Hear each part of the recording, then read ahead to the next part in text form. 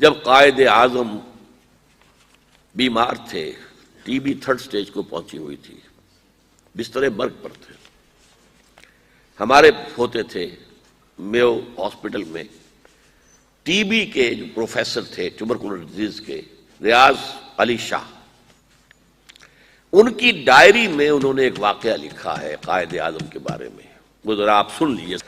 میں اس کو چھاپ کے لے آتا لیکن پہلے خیال نہیں آیا تاکہ آپ کے پاس بھی یہ رہ جاتا۔ وہ لکھتے ہیں، میرے لیے یہ بات حیرت کا باعث تھی کہ لاہور سے زیارت تک کا سفر طے کر کے میں شدید بیماری میں مبتلا قائد اعظم کے کمرے میں داخل ہوا تو اس کے باوجود کہ وہ بانی پاکستان انتہائی کمزور ہو چکے تھے اور ان کا جسم کمبل میں لپٹا ہوا تھا، انہوں نے اپنا ہاتھ باہر نکالتے ہوئے مجھ سے نہایت گرم جوشی سے مصافحہ کیا اور پوچھا، آپ کو راستے میں کوئی تکلیف تو نہیں ہوئی؟ مرض الموت میں مبتلا اس عظیم انسان کے اخلاق، تواضع اور انکساری کی یہ اچھوتی مثال تھی۔ حالانکہ مجھ سے ہاتھ ملانے اور مزاج پرسی کرنے ہی سے وہ ہانپنے لگے تھے اور بعد میں کئی منٹ تک انہیں آنکھیں بند کیے لیٹے رہنا پڑا تھا۔ ایک بار ہم خوف زدہ تھے کہ خون اور تھوک وغیرہ کی تحقیق کے جو نتائج سامنے آئے ہیں انہیں قائد اعظم کا کیسے پہنچائیں۔ انہوں نے از خود ہماری پریشانی محسوس کر لی اور بولے، آپ جو کچھ کہنا چاہتے ہیں کھل کر بیان کریں، کیونکہ بیماری کی نوعیت معلوم ہونے کے بعد میں آپ سے زیادہ تعاون کر سکوں گا۔ گھبرائیں نہیں، میں موت سے نہیں ڈرتا، کیونکہ موت کو بہرحال آنا ہے، البتہ اگر آپ کے پیشے کے اصول راستے میں حائل ہیں تو میں آپ کو مجبور نہیں کروں گا۔ بر صغیر کے مسلمانوں کو ایک آزاد وطن سے روشناس کرانے والے قائد اعظم کا خدا پر ایمان اور اصولوں پر یقین ہمارے لیے خوشگوار حیرت کا باعث تھا۔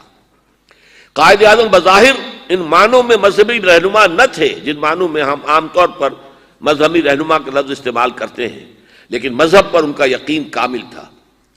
ایک بار دوا کے اثرات دیکھنے کے لیے ہم ان کے پاس بیٹھے، میں نے دیکھا کہ وہ کچھ کہنا چاہتے ہیں لیکن ہم نے بات چیت سے منع کر رکھا تھا، اس لیے الفاظ لبوں پر آ کر رک جاتے ہیں۔ اس ذاتی کشمکش سے نجات دلانے کے لیے ہم نے خود انہیں دعوت دی تو وہ بولے، اب یہ الفاظ ہے جس کے لیے میں نے یہ سارا پس منظر آپ کو سنایا۔ تم جانتے ہو جب مجھے یہ احساس ہوتا ہے کہ پاکستان بن چکا ہے تو میری روح کو کس قدر اطمینان ہوتا ہے۔ یہ مشکل کام تھا اور میں اکیلا اسے کبھی نہ کر سکتا تھا۔ میرا ایمان ہے کہ یہ رسول خدا کا روحانی فیض ہے کہ پاکستان وجود میں آیا صلی اللہ علیہ وسلم۔